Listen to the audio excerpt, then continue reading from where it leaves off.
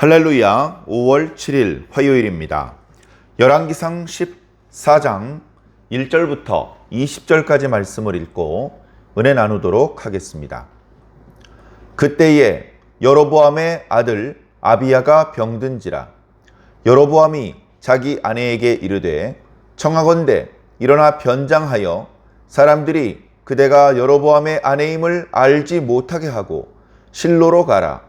거기 선지자 아히야가 있나니 그는 이전에 내가 이 백성의 왕이 될 것을 내게 말한 사람이니라.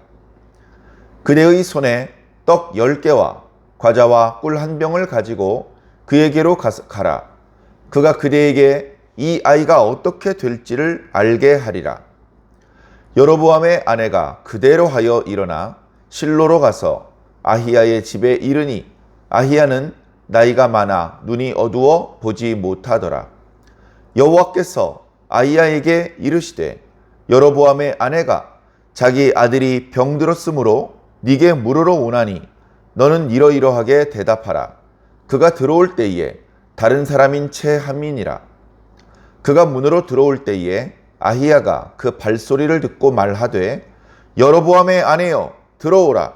네가 어찌하여 다른 사람인 채 하느냐. 내가 명령을 받아 흉한 일을 네게 전하리니 가서 여로보암에게 말하라. 이스라엘의 하나님 여호와의 말씀이 내가 너를 백성 중에서 들어 내 백성 이스라엘의 주권자가 되게 하고 나라를 다윗의 집에서 찢어내어 네게 주었거늘 너는 내 종 다윗이 내 명령을 지켜 전심으로 나를 따르며 나 보기에 정직한 일만 행하였음과 같지 아니하고 네 이전 사람들보다도 더 악을 행하고 가서 너를 위하여 다른 신을 만들며 우상을 부어 만들어 나를 노엽게 하고 나를 네 등 뒤에 버렸도다. 그러므로 내가 여로보암의 집에 재앙을 내려 여로보암에게 속한 사내는 이스라엘 가운데 매인자나 노인자나 다 끊어버리되 거름더미를 쓸어버림같이 여로보암의 집을 말갛게 쓸어버릴지라. 여로보암에게 속한 자가 성읍에서 죽은즉 개가 먹고 들에서 죽은즉 공중의 새가 먹으리니 이는 여호와께서 말씀하셨음이니이다 하셨나니 너는 일어나 네 집으로 가라. 네 발이 성읍에 들어갈 때에 그 아이가 죽을지라. 온 이스라엘이 그를 위하여 슬퍼하며 장사하려니와 여로보암에게 속한 자는 오직 이 아이만 묘실에 들어가리니 이는 여로보암이 집 가운데에서 그가 이스라엘의 하나님 여호와를 향하여 선한 뜻을 품었음이니라. 여호와께서 이스라엘 위에 한 왕을 일으키신즉 그가 그날에 여로보암의 집을 끊어 버리리라. 언제냐 하니 곧 이제라. 여호와께서 이스라엘을 쳐서 물에서 흔들리는 갈대같이 되게 하시고 이스라엘을 그의 조상들에게 주신 이 좋은 땅에서 뽑아 그들을 강 너머로 흩으시리니 그들이 아세라상을 만들어 여호와를 진노하게 하였음이니라. 여호와께서 여로보암의 죄로 말미암아 이스라엘을 버리시리니 이는 그도 범죄하고 이스라엘로 범죄하게 하였음이니라 하니라.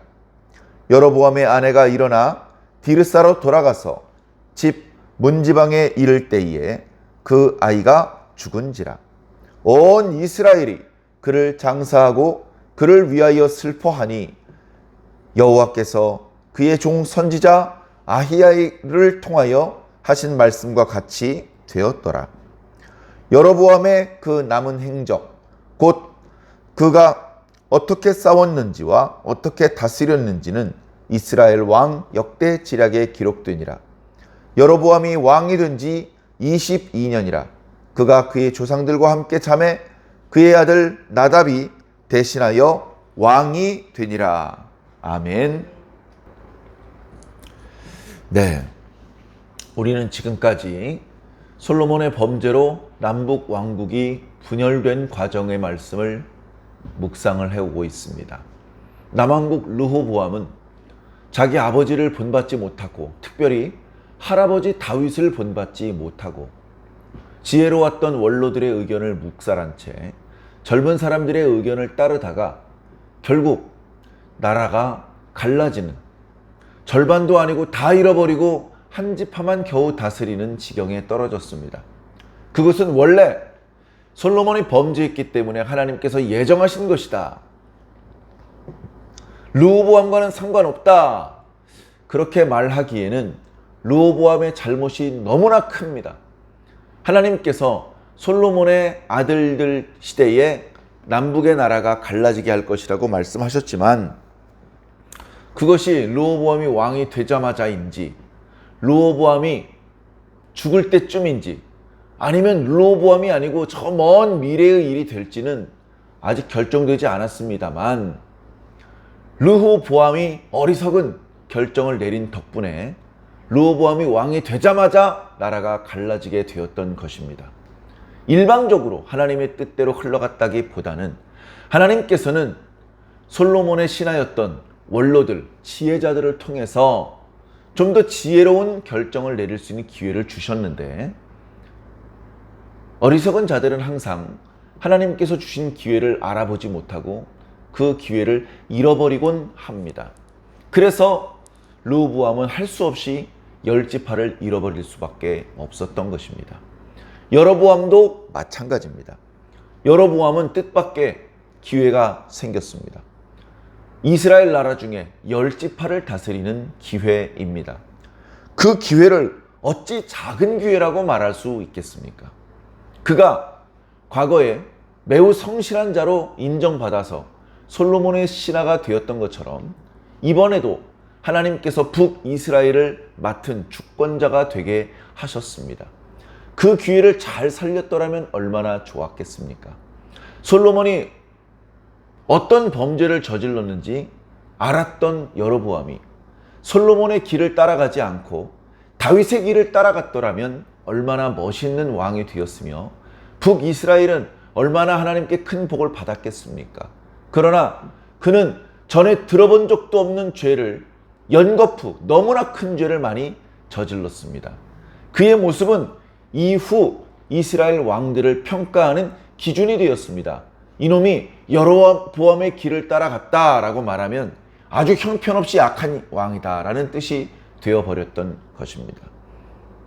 자, 그는 이미 금송아지 둘을 만들어서 베델과 단에 배치시켰고, 거기서 백성들이 우상 숭배를 자행할 수 있도록 산당을 건축했으며, 거기에 레위 사람이 아닌 제사장을 세워서, 그리고 하나님께서 율법으로 지정해 주셨던 초막절을 7월 15일이 아니라 8월 15일에 지키는 그런 만행을 저질렀습니다. 하나님의 사람이 예루살렘부터 올라와서 제단을 향하여 저주하였으며 그 모든 징조가 이루어졌음에도 불구하고 여로보암은 뜻을 돌이켜서 다시 여호와 신앙으로 돌아가지 않았습니다. 계속해서 금송아지 앞에서 분향을 드렸고, 계속해서 북이스라엘 백성들이 우상 숭배의 범죄에 빠지게 만들었습니다. 북이스라엘 사람들이 여호와 하나님의 이름만 부르며 기도했겠습니까? 북이스라엘 사람들이 단과 베델에 있는 금송아지 앞에서만 분향했겠습니까? 아닙니다. 온갖 곳에 산당을 짓고 우상을 만들고 거기서 온갖 더러운 우상 숭배의 죄를 자행했었던 것입니다. 이제 여로보암이 말년이 되었습니다. 남왕국 르호보암에게 남북이 분열된 것은 하나님의 뜻으로 된 것이니 어리석게 전쟁을 일으키고 죄 없는 형제들과 다투지 말라고 하셨었는데, 사실 크고 작은 다툼이 끊임없이 르호보암과 여로보암 사이에서 벌어졌습니다. 나라가 분열되고 르호보암은 17년 만에 죽어서 그의 아들에게 왕위를 물려주었는데, 여로보암은 그보다 5년 더 살아서 22년 만에 왕위를 그의 아들에게 물려주게 됩니다. 그리고 그의 아들은 불과 3년 남짓 다스리다가 제병에 살지 못하고 비참한 최후를 맞이하면서 여로보암의 가문은 완전히 멸문되게 됩니다. 오늘 그 원인에 대해서 말씀하고 있습니다. 왜 여로보암의 가문이 계속해서 북이스라엘을 다스리지 못하고 멸문지화를 당하게 되었는가? 죄 때문이죠. 왜 솔로몬의 아들들이 계속해서 온 이스라엘을 다스리지 못하게 되었습니까? 죄 때문이죠. 하나님께서 모범답안을 분명히 보여주셨습니다. 그러나 그 모범답안을 알면서도 무시하고 아마 이렇게 해도 될 거야 라고 자기 임의대로 판단하며 행동했을 때 그 대가는 너무나 혹독하고 참혹한 것이었습니다. 그런 번복일을 계속해서 보여주셨음에도 불구하고 하나님의 기뻐하시는 모범 답안의 길을 따라간 자는 북이스라엘은 단 한 명도 없었습니다. 그리고 남유다에도 서너 명밖에 없었습니다. 그도 말년까지 한결같은 다윗의 길을 걸었던 것도 아니었습니다. 너무나 안타깝고 그런 이스라엘과 유다의 역사들은 오늘 우리들에게 반면교사가 되어야 할 줄로 믿습니다. 하나님의 뜻을 깨닫고 하나님의 뜻대로 사는 자, 그리고 그 올바른 길을 죽는 순간까지 흔들림 없이 걸어가는 자가 거의 없다는 사실을 깨달으며 우리는 각자 자신의 모습을 돌아보며 각자 자신의 모습이 하나님께서 기뻐하시는 모범답안에 가까운지 늘 살피며 단정하게 다듬어 나가야 될 줄로 믿습니다. 여로보암의 아들이 여러 명 있었겠죠. 그 중에 아비야라는 아들이 병들었습니다. 여기 그런 구체적인 표현은 없습니다만 아마 틀림없이 이 아비야가 여로보암의 첫 번째 아들이었을 것입니다. 여로보암을 이어서 왕위를 계승해야 될 중요한 인물인데 병이 들었습니다. 그저 가벼운 감기 정도 걸렸다면 이렇게 설레발을 치지는 않았겠습니다만 중한 병이 들었던 것 같습니다. 이런저런 의원에게 보여줬지만 신통치 않았기 때문에 이 병은 중한 병이구나. 병을 이기고 다시 일어날 수 있을지 아니면 이대로 눈을 감게 될지 참 두렵도다.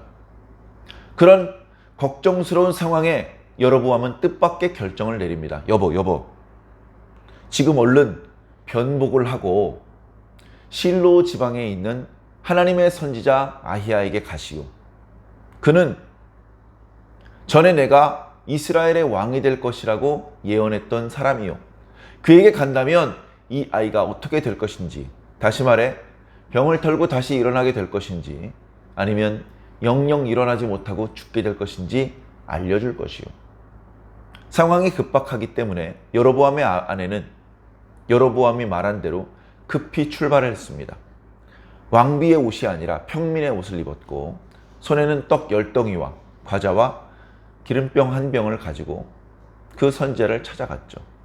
아히야는 그때 이미 나이가 많았고 그리고 앞을 잘 보지 못하는 눈이 어두운 사람이었습니다. 그렇기 때문에 여로보암이 가지 않고 여로보암의 아내가 가며 복장을 평민의 복장으로 한다면, 그렇다면 아히야가 자기 아내인 줄 알지 못하고 그저 자기 아들의 병이 어떻게 될 것인지에 대해서만 알려줄 것이다 라고 생각했던 것이죠. 자, 이런 여로보암의 모습은 너무나 어처구니가 없습니다. 너무나 이해가 안 됩니다. 아니, 너는 여호와 하나님을 2개나 만들었던 왕이잖아. 금송아지 2개. 거기서 제상을 비키라고 해놓고 네가 직접 제단에 올라가서 분향까지 했었던 왕이잖아. 그럼 거기다 기도해가지고 아들의 병을 고침을 받든지 거기다 기도해가지고 응답을 받아야지.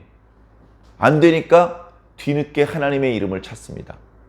안 되니까 뒤늦게 선지자를 찾습니다. 그럴 거면 처음부터 선지자를 찾았어야지. 예? 이미 하나님께서 아히야뿐 아니라 이름이 알려져 있지 않은 하나님의 사람을 보내셔서 당신의 뜻이 무엇인지 분명히 보여주셨잖아요. 아들이 아프기 전에 하나님께서 보여주신 뜻대로 순종하든지. 우상 숭배를 시작했으면 끝까지 우상 숭배만 하든지 우리가 생각할 때 이해가 안 됩니다. 그런데 우리가 종종 말씀드렸던 것처럼 우리도, 저도, 여러분도 이해가 안 되는 말과 행동을 할 때가 많이 있지 않습니까?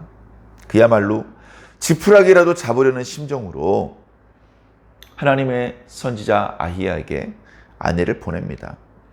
그가 참된 예언을 하는 사람이라면 아이고, 여로보암의 아내인 걸 모를까요? 복장을 바꾸었다고 모를까요? 참 웃기는 이야기입니다. 그러니까 어찌 보면 이 여로보암의 아내가 변복을 한 것은 선지자를 속이기 위함이라기보다 백성들의 눈을 속이기 위해서 그렇게 했던 것 같습니다. 자, 그런데 문제는 뭐냐? 그 여로보암의 아내가 도착하기 전에 이미 하나님께서 아히야를 만나 주셨다는 것입니다. 아히야야, 얼마 후면 여로보암의 아내가 올 것이다. 그의 아들이 지금 병에 들었기 때문에 그의 아이가 어떻게 될 것인지에 대해서 너한테 물어보기 위해서 온다. 변복을 하고 오니까 그가 오면 너는 이러이러하게 대답을 해 주어라. 그렇게 알려주었어요. 하나님 말씀대로 여로보암의 아내가 도착했습니다. 도착해서 문을 열기도 전에 여로보암이 집안에서 이야기를 합니다. 여로보암의 아내여, 어서 오라. 네가 어찌하여 변복을 하고 왔느냐? 이미 하나님께서 너에게 어떻게 대답하라고 하셨는지 말씀해 주셨다. 그것은 너희 집안에는 매우 흉한 예언이 될 것이다. 내가 그 흉한 일이 어떤 것인지 너에게 이야기해 주겠다. 그러면서 이야기를 시작합니다. 하나님께서 말씀하시기를 여로보암아, 내가 너를 들어 내 백성 이스라엘의 주권자가 되게 하고 나라를 다윗의 집에서 찢어서 너에게 주었거늘 네가 어찌하여 다윗의 길로 행하지 않은 것이냐? 어찌하여 다윗은 고사하고 이전 시대의 사람들보다도 더 심한 악을 저질러서 다른 신을 만들고 우상을 부어 만들어서 나를 노엽게 하였고 나를 네 등 뒤로 버렸느냐? 그러했기 때문에 내가 이제 여로보암의 집안에 재앙을 내릴 것이다. 여로보암 집안의 사내는 내가 이스라엘 가운데에서 매인자나 노인자나 자유자나 종이나 다 끊어버릴 것이다. 마치 더러운 오물 덩어리를 치워버리는 것처럼 말갛게 씻어버릴 것이고 치워버릴 것이다. 여로보암에게 속한 자 중에서 성읍에서 죽는 자는 개가 뜯어먹을 것이고 들판에서 죽는 자는 새가 쪼아먹을 것이다. 이 말은 편안하게 가족들이 장례를 치러주는 상황이 못 될 것이다. 비참하게 죽을 것이고 아무도 그 시신을 수습해주지 않을 것이다 라고 아주 끔찍한 최후가 있을 것을 예고해 주시는 그런 말씀입니다. 온 이스라엘이, 자 12절에 네가 아들이 병들어서 어떻게 될지 궁금해서 왔지? 너 이제 집으로 가. 네가 집에 도착하면 아이가 죽을 것이다. 그 아이 때문에 이스라엘 백성들이 슬퍼하면서 그를 장사 지내게 될 것이다. 그러나 여로보암 집의 남자 중에는 이 아이 하나만 묘실로 들어가고 나머지는 성읍에서 또는 들판에서 죽임을 당하게 될 것이다. 왜냐? 지금 병들어 죽어가는 그 아들만 하나님께 선한 뜻을 품었기 때문이다. 이 아들이 어떤 선한 뜻을 품었는지까지는 성경에 말씀하고 있지 않습니다. 자, 근데 하나님 앞에 그야말로 대역죄를 저지른 여로보암의 아들답지 않게 그 아들의 이름이 아비야이고 아비야라는 이름의 뜻은 나의 아버지는 여호와 하나님이시다 라는 뜻입니다. 아마도 이 아비야는 아버지 여로보암과 달리 선한 마음을 먹고 있었던 것 같습니다. 하나님께서 만일 나에게 기회를 주신다면 여기 이 아버지가 만들어 놓은 금송아지를 다 없애버려야지. 이곳저곳에 세워놓은 산당을 다 허물어 버려야지. 백성들로 하여금 다시 오직 여호와 하나님의 이름만을 부르도록 해야지. 그런 어떤 선한 마음을 품고 있었는지 모릅니다. 여로보암 집안에 유일하게 선한 마음을 품고 있는 그 아비야가 유일하게 죽을 병에 걸렸습니다. 그래서 때로는 죽을 병에 걸린 것이 하나님의 축복이 되기도 하는 것입니다. 그래서 그는 비참한 최후를 맞이하지 않고 모든 백성들의 애도를 받으며 편안하게 묘실에 들어갈 수 있었던 것입니다. 자, 14절 이하에 여호와께서는 니네 집안 사람 말고 다른 한 왕을 일으키셔서 그 왕을 통해서 너희 집안을 멸절시켜 버릴 것이다. 언제 그런 일이 있게 됩니까? 곧 이제라. 여호와께서 이스라엘을 쳐서 물에 흔들리는 갈대같이 되게 하시고 이스라엘을 그들에게 주신 이 좋은 땅, 그죠? 단에서부터 베델까지 얼마나 아름다운 땅입니까? 그 땅에서 뽑아내요. 뽑아내어서 강 건너편, 이 강은요 요단강이나 야복강, 기손강이 조그만 강이 아니고요. 저 멀리 유프라테스강 너머까지 메소포타미아 지역까지 쫓아내고 흐트러 버릴 것이다 라고 말씀하시는 것입니다. 까닭은 여로보암으로 말미암아서 이스라엘 사람들이 다 죄인이 되었기 때문이다. 그는 자기도 범죄하고 이스라엘 백성들도 범죄하게 만들었도다. 그렇게 얘기를 했습니다. 여로보암의 아내가 근심스러운 마음으로 선지자의 집에서 나와서 급히 집으로 돌아옵니다. 집에 들어와서 자기 집 문지방을 넘어갈 때에 아들이 죽습니다.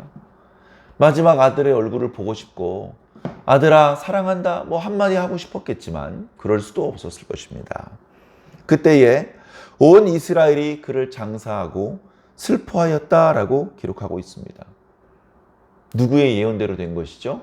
선지자 아히야의 예언대로 됐습니다. 네가 집에 도착할 때 아이가 죽을 것이고 온 백성이 그를 위하여 슬퍼할 것이다. 자, 아히야의 예언대로 됐네요. 그러면 여로보암의 가문에 풍비박산이 나고 그의 가문이 멸절될 거란 예언도 이루어질 것입니다. 계속해서 선지자를 통해서 주셨던 경고의 말씀, 예언의 말씀, 재앙의 말씀이 반드시 그대로 이루어질 것이라는 사실이 강조되고 있습니다. 백성들이 믿지 않을 것을 알고 있었던 하나님께서는 징조를 주십니다. 이름이 알려져 있지 않았은 유다로부터 올라온 하나님의 사람에게는 제단이 갈라지고 거기로 재가 쏟아질 것을 징조로 말씀하셨고 지금 여로보암의 아내에게는 네가 니네 집에 도착할 때쯤 네 아들이 죽을 것이고 온 백성이 슬퍼할 것이다 라고 말씀하셨죠. 그 모든 징조가 이루어졌다면 그 선지자의 본래 예언이었던 베델의 성소가 부정해질 것이라는 예언과 여로보암 집안의 사람들이 멸절될 것이라는 예언도 반드시 이루어질 것을 말씀하고 있는 것입니다. 하나님께서는 베델 성소, 단의 성소도 마찬가지죠. 그리고 그곳에 세워놓았던 금송아지와 여로보암 때 시작했던 북이스라엘의 여러 범죄들, 하나님을 버리고 우상 숭배를 자행하는 모습들에 대해서 크게 분노하셨고 여러 당신의 종들을 통해서 경고하셨습니다. 그리고 그들을 향한 재앙, 심판을 예고하셨죠. 죄에는 반드시 하나님의 심판이 따를 것입니다. 우리가 살고 있는 이 세상도 우리가 존재하는 이 시간과 공간도 영원히 지속되지 않을 것입니다. 사람들은 영원할 거라고 얘기를 합니다. 물론 과학자들이 빅뱅이라는 이야기를 하죠. 그때 시간과 공간이 시작되었다. 그러면 빅뱅 이전에는 어떤 것이 있었느냐? 설명하지 못합니다. 빅뱅이라는 말도 그저 수학적인 수치 모델로 가정한 모델일 뿐이지 아무도 그것을 증명하지 못합니다. 그런데도 불구하고 거의 모든 분야의 학문에서 그것이 인문학이 되었던 자연과학이 되었던 빅뱅이 일어났고 세상은 수만 년, 수십만 년 전에 생겨서 진화의 진화를 거듭해서 지금의 모습에 이르렀다고 다들 그렇게 말하고 있습니다. 아무도 의심하지 않습니다. 성경의 가르침은 참고사항일 뿐이고 아무도 그것을 액면 그대로 믿지 않는 시대를 살고 있습니다. 말씀이 말씀하신 대로 이루어질 때라야 아이쿠 성경 말씀이 참이었구나라고 깨닫게 될 것입니다. 저와 여러분들은 그런 순간이 오기 전부터 이것을 굳건하게 믿고 이 말씀에 어울리는 삶, 성경에서 말씀하고 있는 모범 답안과 같은 삶을 사시기를 부탁을 드립니다. 세상 사람들이, 저 불신자들이, 저 하나님을 배반하고 저 하나님을 향하여 손가락질하는 사람들이 멸망할 때에 우리가 함께 멸망받아서야 되겠습니까? 우리는 그들과 달라야 할 줄로 믿습니다. 생각하는 것이 다르고 말하는 것이 다르고 행동하는 것이 달라서 어느 모로 보거나 하나님 편에 속한 사람임이 드러나기를 바랍니다. 하나님께서 우리를 기억하고 계시고 우리의 이름을 아셔서 결정적인 순간에 우리들의 이름을 불러내실 때에 기쁨으로 주의 품에 달려가 안기시기를 예수님 이름으로 간절히 축원합니다. 아멘.